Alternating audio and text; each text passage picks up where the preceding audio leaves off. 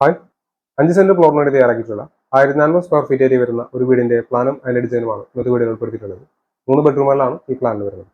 കേരളത്തിലെ തൃശ്ശൂർ എറണാകുളം ജില്ലകളിലാണ് ഞങ്ങൾ കൺസ്ട്രക്ഷൻ വർക്ക് എടുക്കുന്നത്. കൂടുതൽ അറിയാനായി താഴെ കൊടുക്കുന്ന നമ്പറിൽ കോൺടാക്ട് ചെയ്താൽ മതി. നേരെ വീഡിയോയിലേക്ക്. 1436 സ്ക്വയർ ഫീറ്റ് ആണ് ഏരിയ വരുന്നത്. ഈ ഭാഗത്തായിട്ട് പോർച്ച് വരുന്നുണ്ട്. 300-312 സെന്റിമീറ്റർ എന്നാണ് പോർച്ചിന്റെ അളവ്.